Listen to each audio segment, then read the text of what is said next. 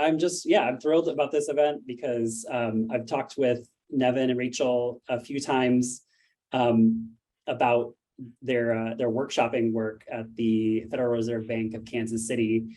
When you think of the Federal Reserve Bank of Kansas City, if you've ever like passed by it or seen it, you're like this big, there's lots of like government bureaucracy that comes to mind, and like kind of crusty institutional stuff. And having talked to them, there is some of that, it sounds like. But there's also some incredible opportunity for user experience practice. And that's what Rachel and Nevin have gotten a chance to do. They have a combined 15 years of experience in user experience engineering and consulting. And the work that they've done has, it sounds like, helped make UX an equal partner, helped get champions internally for user experience as a part of their practice. And that's a topic that we talk about all the time in UX, is like, how do I get the people around me and the people above me to really like buy in and like agree that user experience is important. So we're going to learn some of those techniques today, and I hope you're ready for a really interactive event. I'll throw it over to Rachel Beser Brookes and Nevin Joyce to introduce themselves a little bit more and share their experience. Thank you very much, Dan. So as mentioned, we're Rachel and Nevin. You can see all of our contact information here if you guys wanted to reach out on LinkedIn or just kind of know what it is that we specialize in. In the chat, you'll see our two LinkedIn links. And at the end, I'll go ahead and throw them in again. If anybody's interested in reaching out to either chat or have questions or anything like that, feel free. We're here. We love meeting other UX people. But having said that, we'll go ahead and get going on with our Be Brave, which, it's funny, we hadn't really thought about mentioning it, but when we were talking to Dan earlier, he's like, well, where did this come from? And it was one of our projects. We had a product owner who was exceptionally good, and he had noticed that Rachel and I kind of think differently and work differently than your traditional people in the business. And, he would spit out an idea, we would kind of build on it or change or think differently and so on and so forth. And he said, hey, you guys should really think about maybe putting something together for the rest of the team to think about how you guys go about it. And, we were thinking when it comes to creating change in your work and life, there really is some bravery that's needed.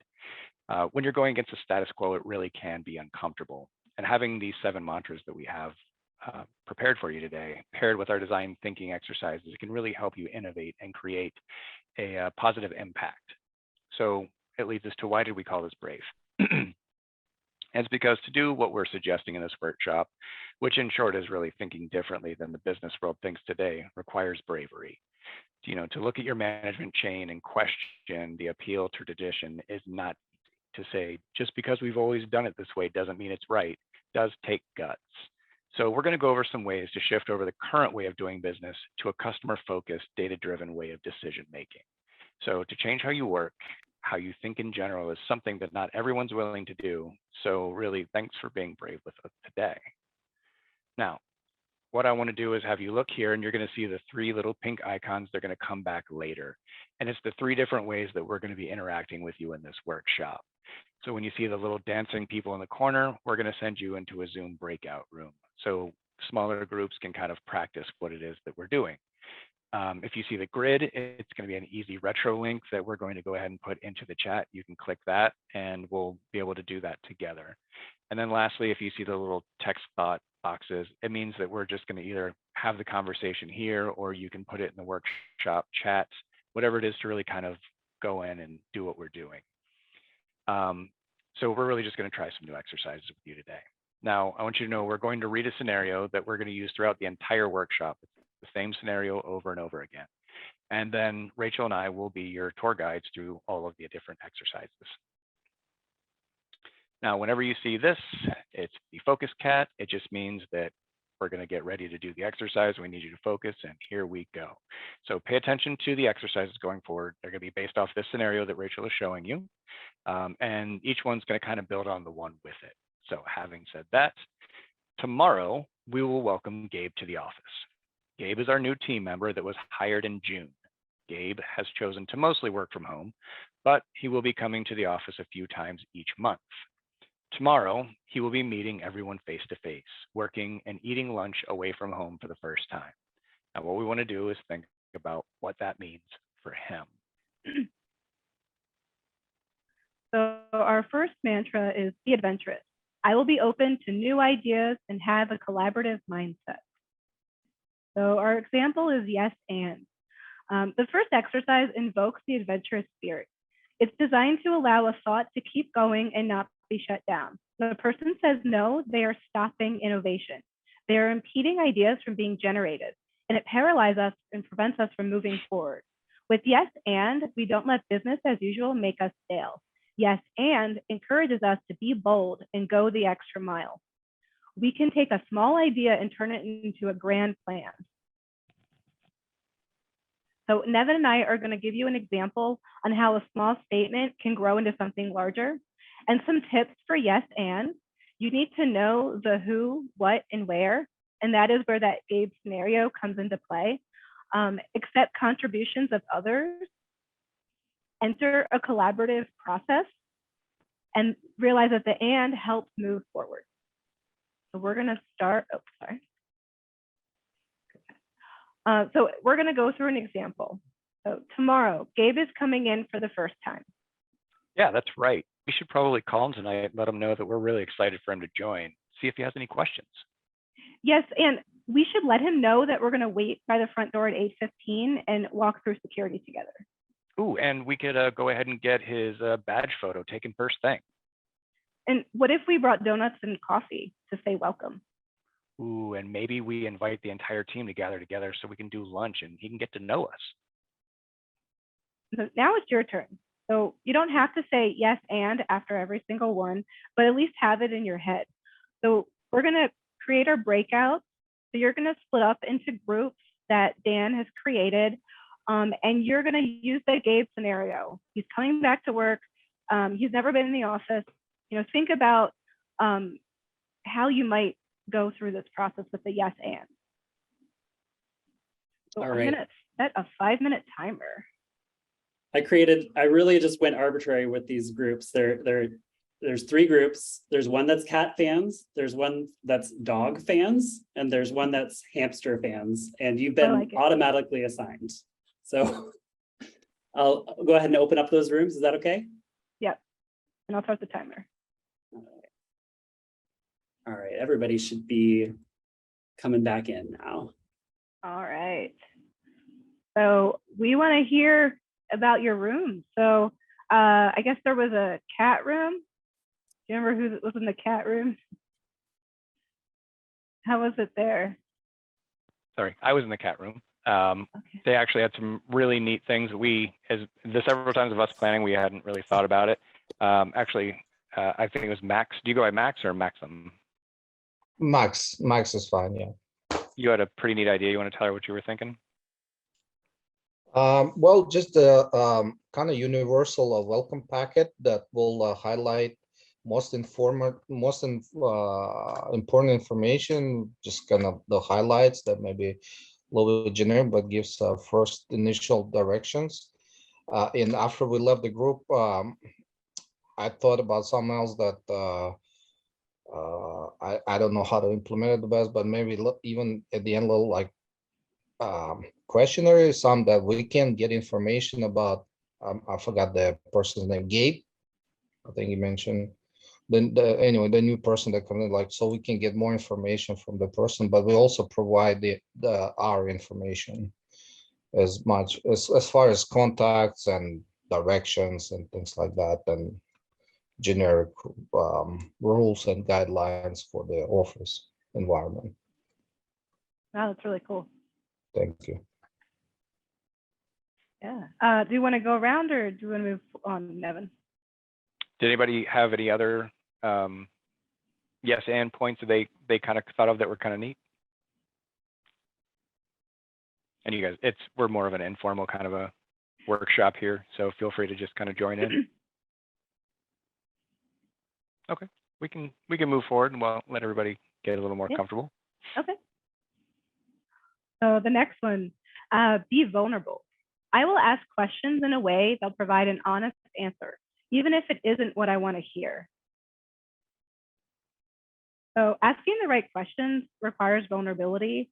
It requires you to get out of your comfort zone.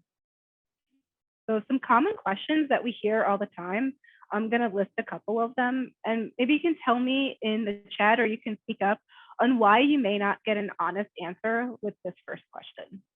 How amazing is your lunch? So why is that not a great question? Feel free to, I'll pull things up on the chat, or if you want to just take yourself off mute, that works too. I'll go first. Yeah. Well, I may screw up my dinner last night and use it for lunch today, and food is terrible, but I brought it anyway. So I'll want to lie and say my food is great, but it's actually not. Yeah. It's a good one. What else have we got? Why would this question not be your ideal question? So Kat says it's leading and assumes your lunch was awesome, like Hian said. Personal preference. So it may be the same meal, but they may not like it.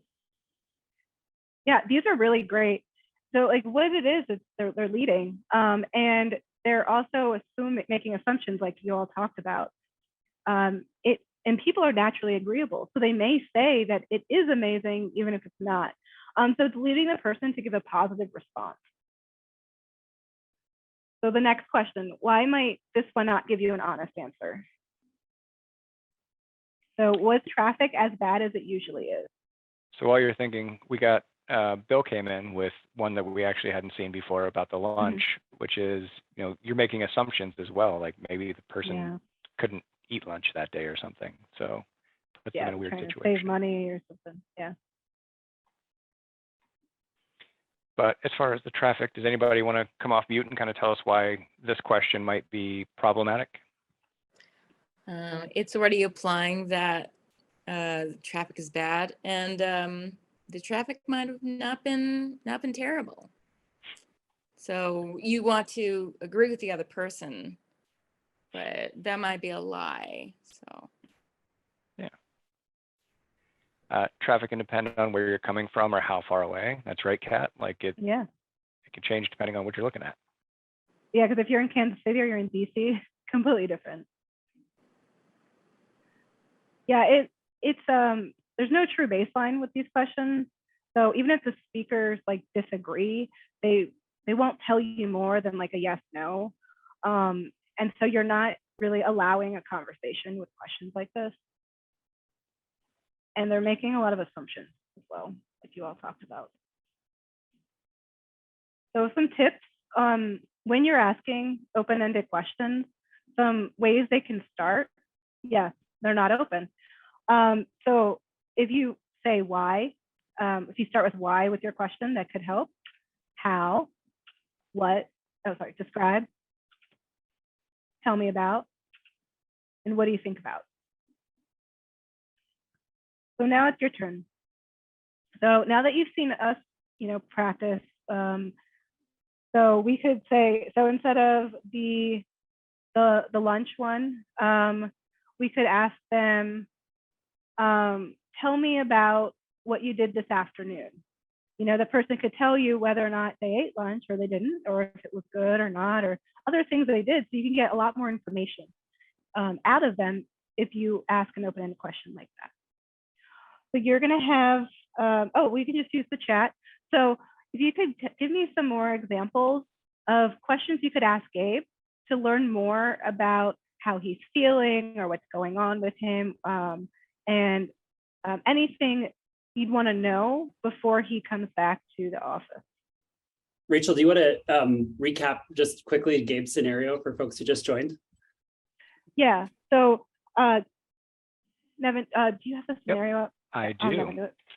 So I'll go ahead and put it back into the chat, and I'll read it out, which is, tomorrow we'll welcome Gabe back to the office.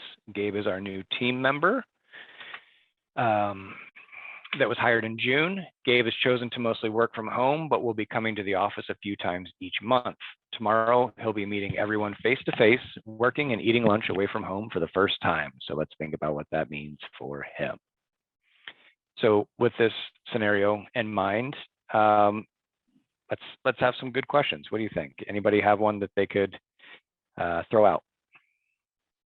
And it really could be about anything, and anyone in this scenario. It could be Gabe having it for a manager. It could be the manager for Gabe, a teammate for someone.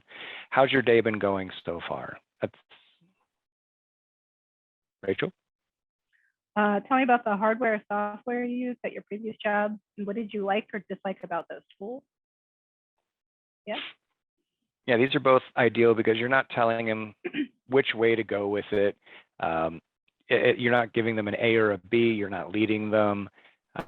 You're not providing some kind of a assumed baseline. It's very clear. Like this is something I'd like to know without saying how you expect the information back. Tell me about your hardware or software you use. So you're getting multiple, where, what it is that they're used to working in, what environment. What do you like or dislike about those tools? What brings you here is a perfect one that you get to sit there and say, it leaves it completely up to them. You didn't say, oh, like, did you come here because it's better? Did you, something that you really just leave it open for them to tell you what it is that they want to tell you. Yeah. These are really great questions. How can we improve our day one experience for others? Yeah, that's really good.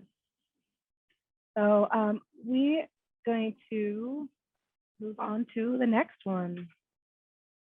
On to Nevin. Right. Thank you, everyone. So to be bold, I will take calculated risks by asking questions to dig into the root of the problem. So with this, and this is just going to be a chance for everybody to kind of shout out or put in the chat, but simply, what does this person need? And I'll wait while we throw some responses in chat or come off mute if that works better for you. I don't know. I have questions. So I don't know what this person needs. One way. An increase in desk space, possibly. However, it's an assumption to know what another individual requires. I can tell that we're all in the same line of work here with our responses. Yeah. But yeah, we all kind of sit there and think maybe they need a trash can, maybe they need a fresh soda. Does he even need a desk? Yeah. These are all, do they need to hire a new maintenance person that can come and clean things up, whatever the case is. But yeah, all those things, as we all kind of, something for all those chords. Yeah, tell me about that. The point is that we need to genuinely be curious. We can put our assumptions in there, but we don't really know what it is. Nobody did get to ask this person, because you can't, what they need, but we all make assumptions. It's things that we just naturally do when we look at situations, but in business, this is done a lot, and it's not necessarily the best way to go about things. This person may need everything that we assume they need, by the way, or they might not need any of them. This literally could just be this person is a model and they're posing for this picture for us and they don't need anything. Or it could be that, they need somebody to warm up their coffee. We don't really know because we haven't had the chance to ask. And only by being curious and asking the person will we ever really get to know. So having said that, the exercise that we're going to do is called the 5 whys. And by asking the question why, you can skip past the symptoms of a problem and explore the root of the issue and go straight to finding the perfect solution. So for instance, why did it happen? Why didn't that solution help? What do we think caused that to happen? You can ask the questions that fit the situation. There's multiple ways to ask why without using the word explicitly. We can formulate the question that best fits the situation. We can list only the ones that are grounded in facts. If there are multiple answers written down, we can have the team vote for which one they think is the greatest potential to be the underlying cause. You'll know when you get to the root of the problem when asking why produces no more useful results. And by the way, anybody who's a parent is well familiar with the 5 whys, more like the 500 whys. So when you do this, there's going to be some discomfort, by the way. So go ahead and accept the awkwardness, but remember that it does eventually lead to the truth, and that always really feels better once it is in fact out. So Rachel and I, as we did last time, will go over an example for you to kind of get you to see what we're talking about with the 5 whys. I've been standing at the cafeteria door for the last 5 minutes. Yeah, well, why are you standing here? I don't know what to order. Well, what made you come down to the cafeteria in the first place? I needed a break and I thought that it was lunchtime. What did you have for lunch when you were working from home? I made my lunch, so it changed daily. Wow. Did you ever have problems deciding what you were eating when you were at home? Well, sometimes I'd skip lunch when I was stressed because I couldn't make a decision, but typically it was easy to pick. Any chance you're stressed now? Yeah, probably. So as you saw, and it was a little comical how we got where we were going, but like, you kept pressing questions of something as simple as like, why are you here if you don't know what you're doing? And, do you normally have problems? And it comes down to, it was never about lunch. It was about the fact that they're stressed. So people really tend to only show one problem at first, but when you dig a little bit deeper, you'll see that there's something else going on entirely, and that's really where the real problem lies. So the 5 whys is a good way to really flesh that out. Now, so kind of went over this with you, and so we'll go into breakouts again when Dan's ready to shoot us over there. We'll head there. But using the Gabe scenario of Gabe coming into the office for the first time while working remotely for so long, kind of imagine some scenario, whatever it may be, and kind of dig around until you guys come up with the why you are where you are. Okay, so we can move on to our next exercise, which will teach us to be empathetic. I will consider others' perspectives that are not my own and be sensitive to other situations, even if I cannot personally relate. Which brings us to the empathy map. So we have feelings, tasks, influences, pain points, and overall goals. Now, what are these things? Basically a way for us to kind of look at somebody or a situation and kind of really put ourselves into their shoes, or be empathetic, if you will, to take tasks and figure out what it is they're trying to complete, or any questions that they need answers.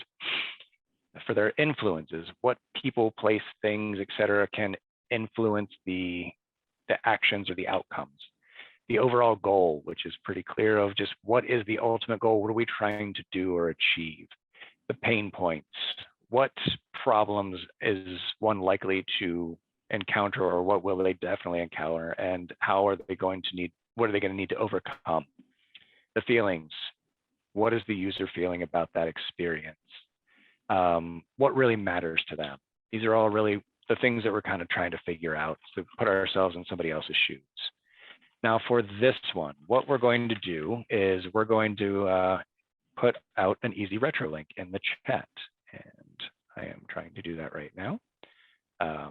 And what I'd like for everybody to do is click on this link so that they can participate with us. And what you'll see is Rachel will share the easy retro board. I don't know if anybody's familiar or not with this, but it's really kind of a neat tool that we've found really helps us kind of do some really quick, dirty information quickly, or collaboration, I guess would be the easier way to go about it.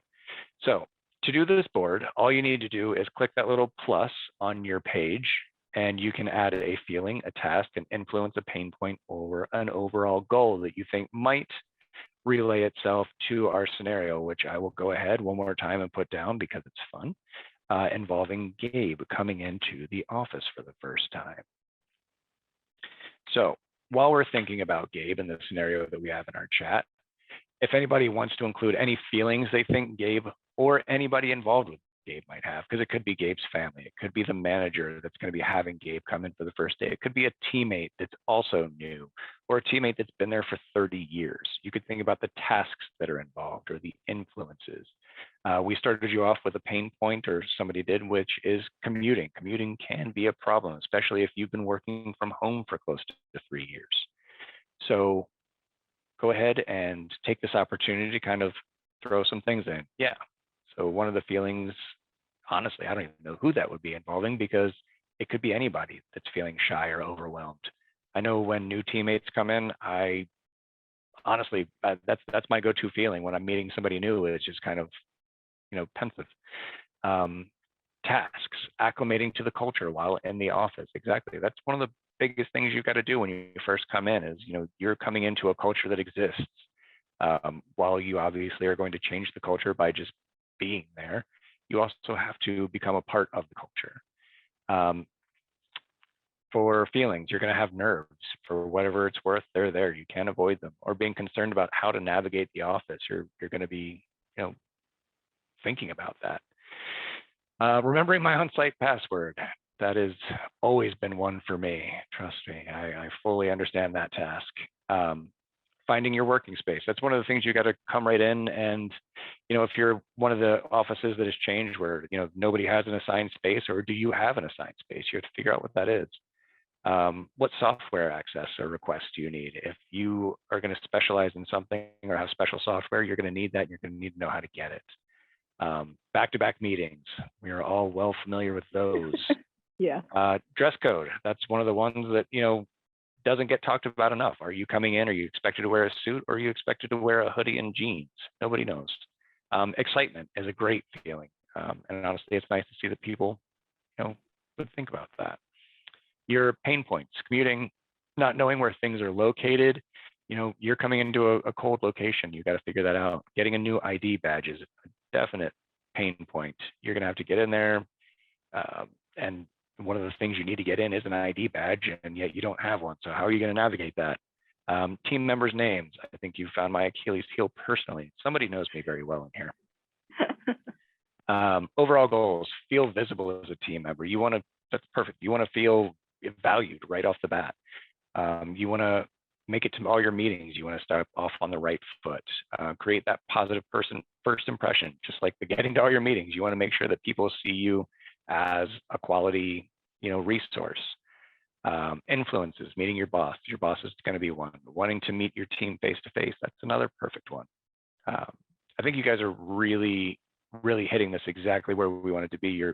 There's a wide array of, viewpoints that are coming from here, and they're just firing up. And what I like about it is you're not seeing just like feelings and getting populated and then just tasks and influence. You're really seeing how people think, which is, I'm shy, but you know what?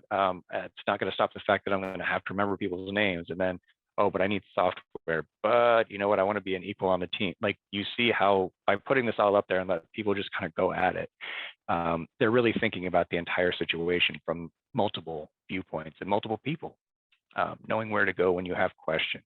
Perfect. See? These are all the things that we're trying to get to. And I like that they keep popping up. Yeah.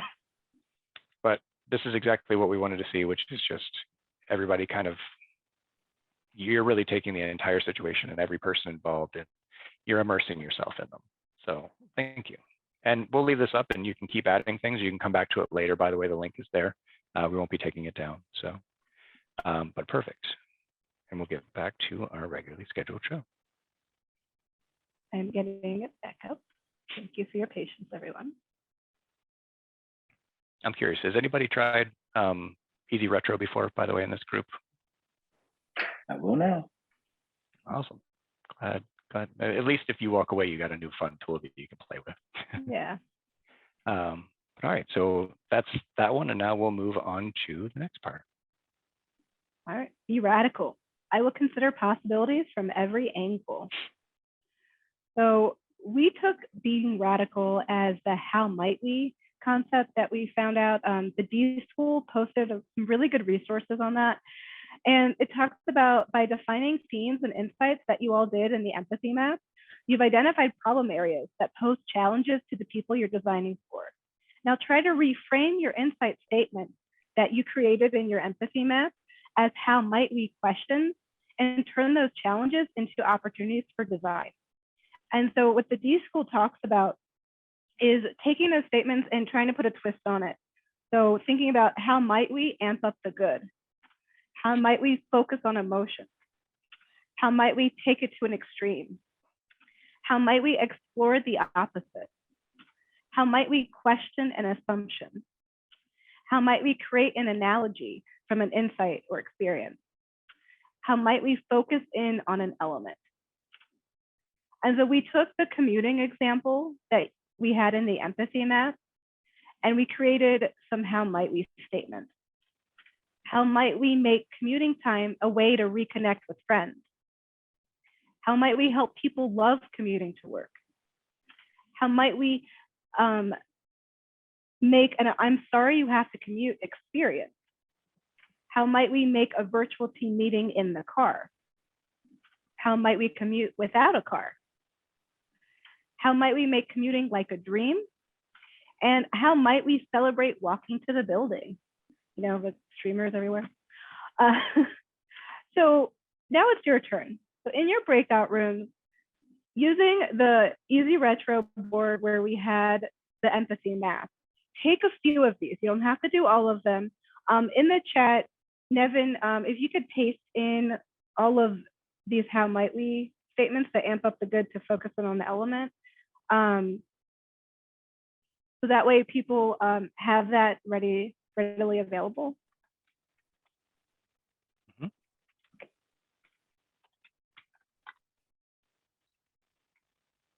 And then we will go to our breakout.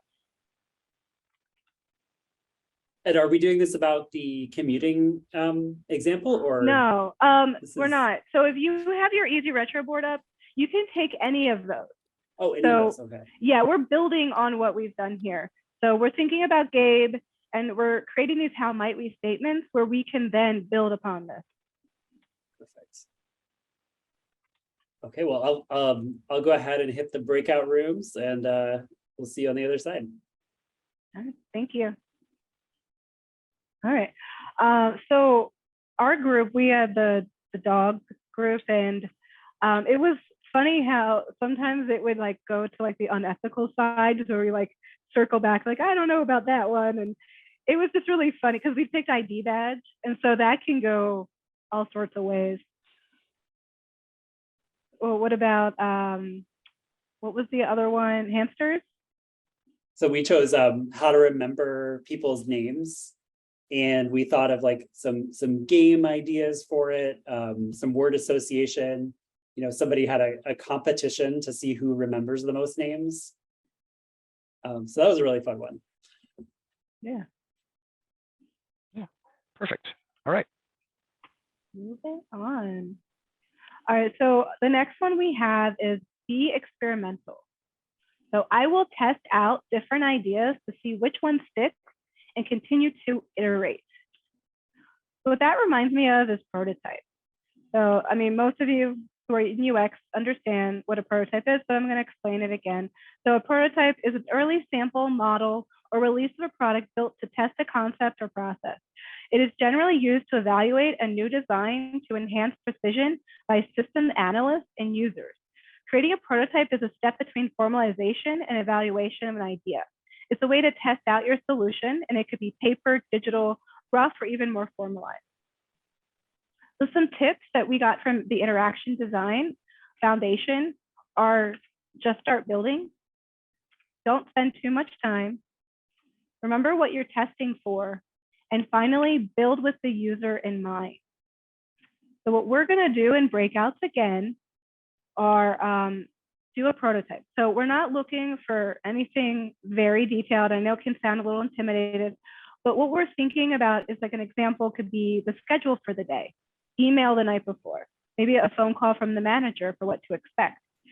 And how can you make it the best experience? So thinking about your how might we, so if it's remembering names, taking one of those and just prototyping it, you know, maybe coming up with a draft. So if you have any questions, let us know in the chat. And we are going to move to our breakout. Well, I know cats, we were really starting to get good and creative. I wish we'd had some more time, as I've said each time, but we really were pointing around like, you know, the eliminating confusion, you know, wanting contact information, names, numbers, pictures, maybe provide an escort, a map with a floor plan. You know, if we could really get into it, Max was saying, wouldn't it be cool if we could do it on their phone with like some GPS positioning to give them turn by turns, you know, kind of like some kind of an app like that. So depending on how big of a prototype, you know, maybe it could be a piece of paper with a floor map and some pictures and names of, you know, who to know. Or if we have the time, the budget, and the resources to build a phone app. What did you guys get in dogs and hamsters? So Keen's going to speak for us. Sure. I'm just, I was muted there. Sorry. So our idea, we continue with our ideas of the ID badge pain points. So we talked about making it so that it'll be easier to get rid of the ID badge and basically use our phone potentially as an alternative ID badge, because there are several advantages to that. First one is could be easily updated via the phone application, perhaps. Location, we can also locate. Identification could be easily used through via, biometric or facial recognition. And then the biggest advantage really with the phone is using it as an ID badge is that there's a good chance you're never going to lose it, because there's no way you're going to lose your phone versus losing an ID badge. So we're kind of discussing that and pushing the idea of using that the phone as an ID badge. Nice. Thank you, Heath. All right, we'll move to the next one. All right, so for Be Balanced, I will ask for feedback and listen to positive and constructive thoughts.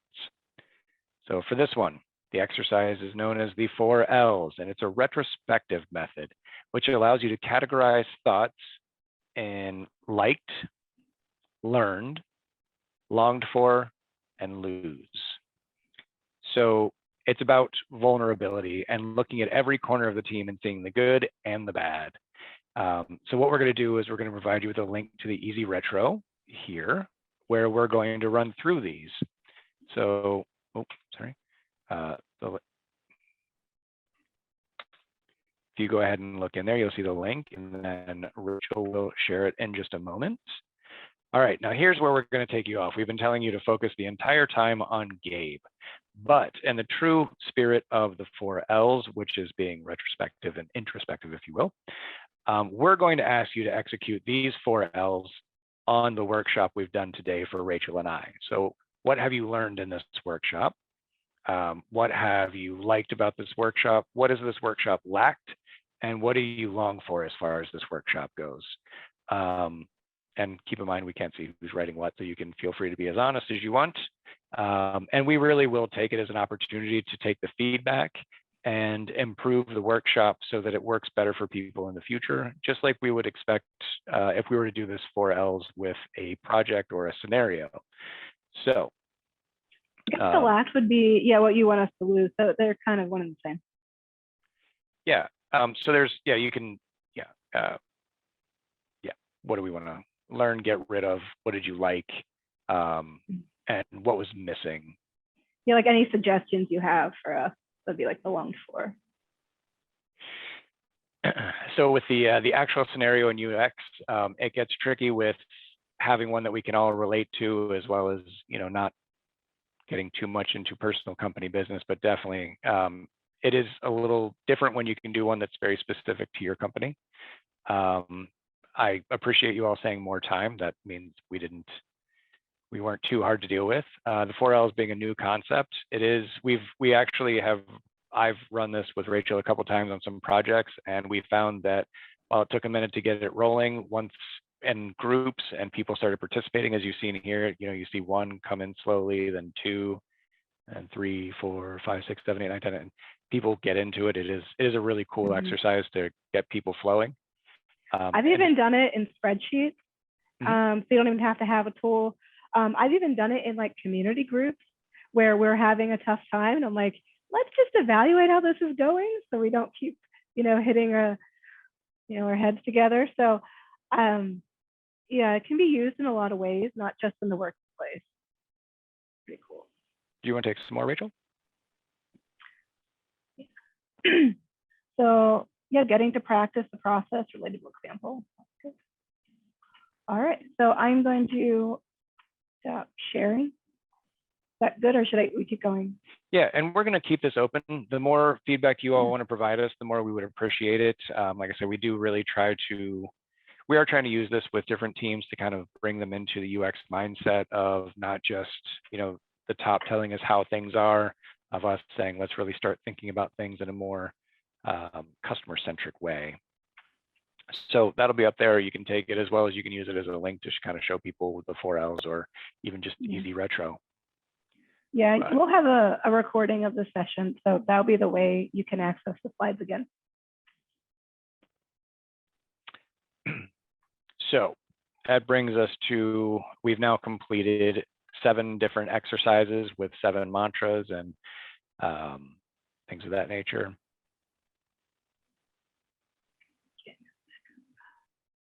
And I'll go ahead and go over them with you again, just as a reminder. So we started with being bold with the 5 whys, which just tells you to keep asking questions until you're confident you're at the root. Don't just accept the first thing that's thrown your way. You want to be empathetic. It's the empathy map, getting to know your subject and be open to being in their shoes. The next time you're on a team, don't just push for what you want or what you think you need, but think about how it impacts up and downstream.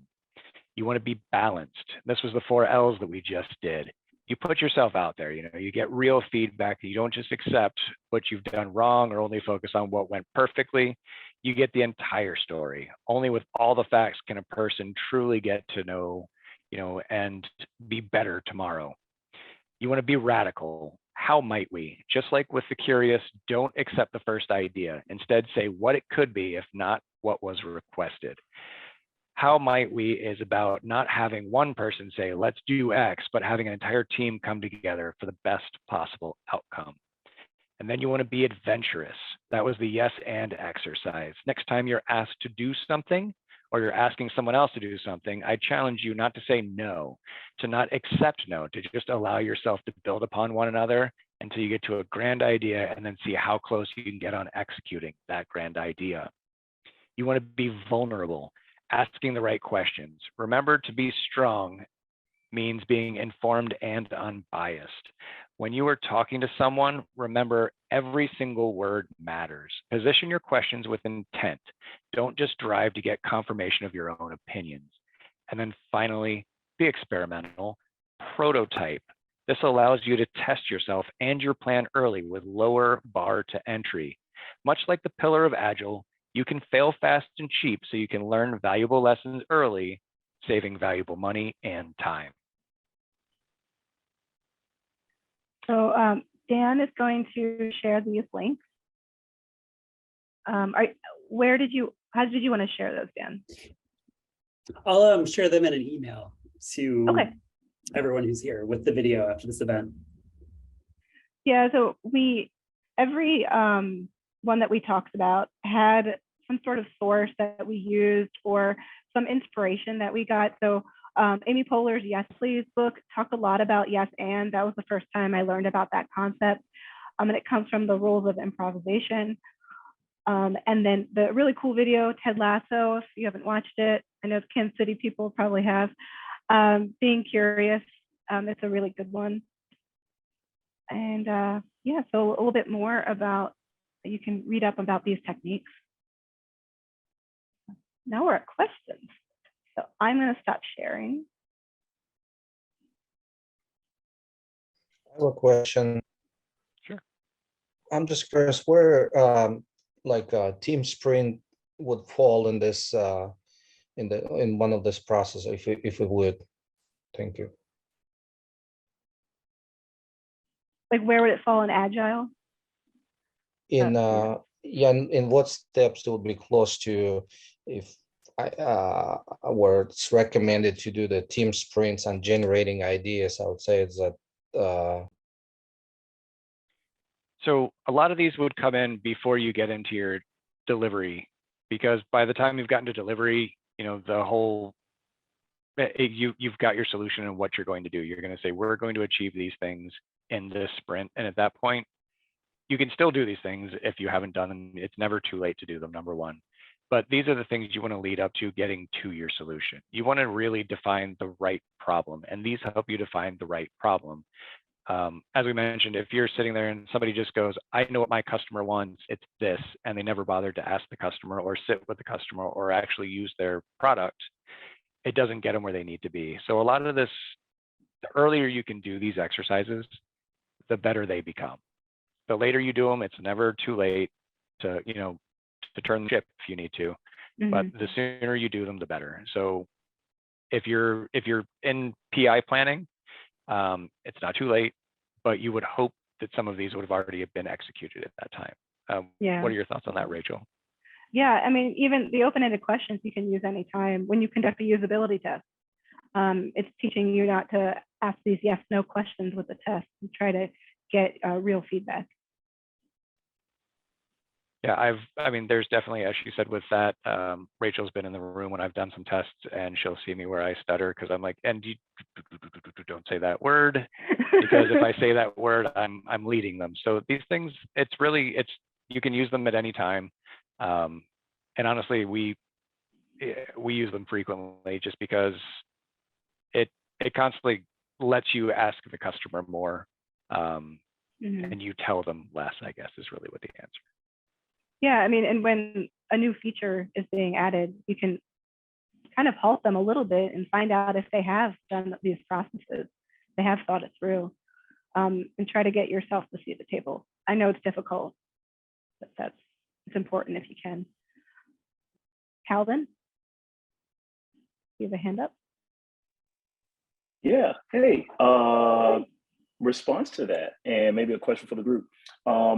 Do you all see this as an opportunity to, regardless of where you are on the team, because I think you're right, like you can use this anytime, it's never too late to ask a question.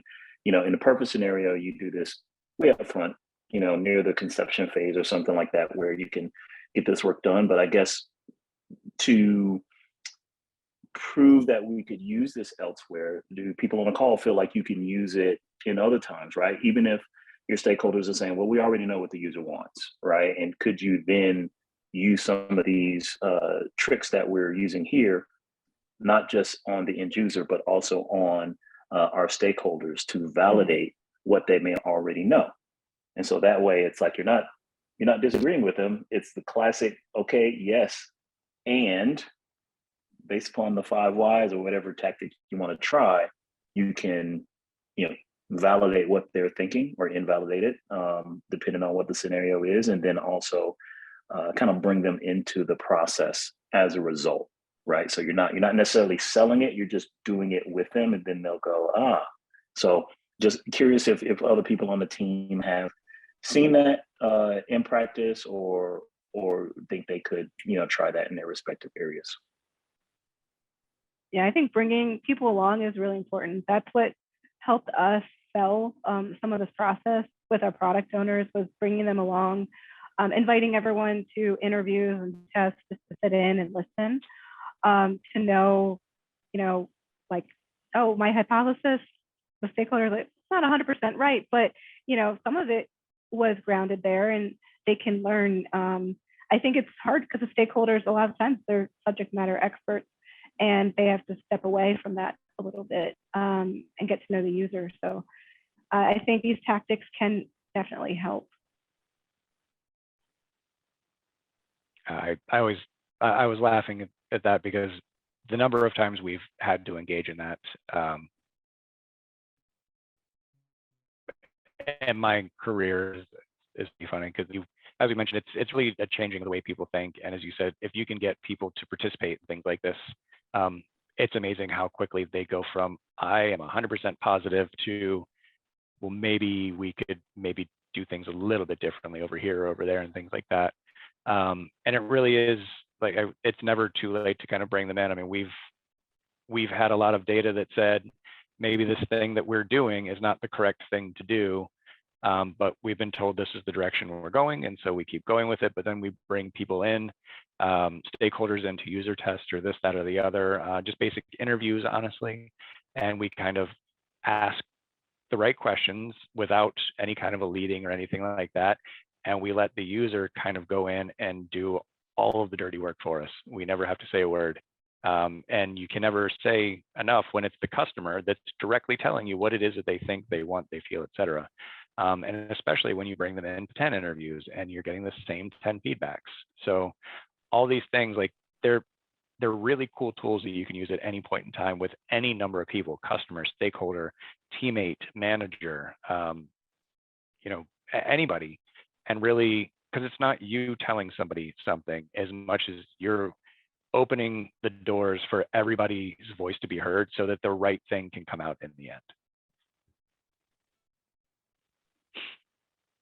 yes, I love that Calvin. Thank you. Alex? Curious, we do a lot of surveys for research at Best Buy. Do you guys have any suggestions? So a lot of these examples work really well for like interviews or like more interactive type of research. What suggestions would you have for more like asynchronous research where you can't necessarily feed off of kind of what the individual, how they answer, if that makes sense? So my biggest one personally for the surveys is asking the right questions, obviously, you know, because that's what, a big part of what surveys are, but not asking the wrong question. I've seen surveys where I could tell you exactly who wrote it, why they wrote it, what they were trying to achieve. They weren't trying to achieve information. They were trying to, it was confirmation is what they were going for. So for instance, you know, how great was this restaurant? I know exactly what you want me to tell you. And if you look at a lot of surveys, you'll see that they tend to be written in a how great is this restaurant way and not are you even hungry, you know, that kind of thing. So that's the one that I would pay the most attention to out of these exercises, which is asking the right questions and kind of removing any kind of the leading or the bias or this, that out of those questions. And what do you think, Rachel? I also think if you can triangulate the results, so if you could do a survey and then also like a site visit and then maybe an interview, so you can find out how they might do something and then watch them how they do something. I think that may help you get the full picture, because a survey is one great way to find out, but you're also a lot of times multiple choicing it, right? So you're kind of putting them in a box and less open-ended because you want them to fill it out quickly. So I think it's to manage your information. I like that. Thanks. Thanks, Alex. I really enjoyed when Rachel did tree jacking and card sorting, by the way, as to follow up with one of her surveys one time, which I thought kind of worked out well, of just pulling these different ways of getting people to kind of give information. So if you're, I don't know if you wanted to talk about those or not, but it's kind of, it was a very unique situation, actually. Maybe we back out that one, but sorry. So any other questions? Well, Alex kind of brought this up with her last question too, but I'm curious if you have any suggestions for doing this kind of thing asynchronously, like when you don't have everyone in the same room, or maybe like you do multiple sessions, that kind of thing. Yeah, Nevin and I have actually never worked together in person.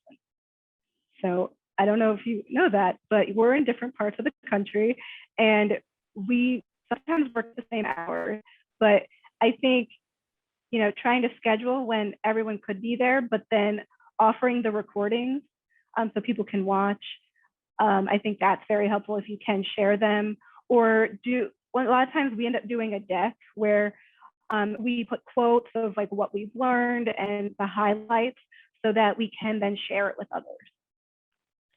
Yeah, one of our strong points is always customer quotes. I don't think we've ever done an artifact to wrap up some of our research or whatever it is that we've done where we don't repeatedly put in customer quotes, because as we've mentioned several times here, there's nothing stronger than the direct words of the person that you're working for. And, you know, honestly, there's never been a time we haven't talked to a bunch of people or, you know, reached out to the customers where they didn't put something 10 times better than I ever could, as I'm sure you can believe from the way I'm stuttering about here, but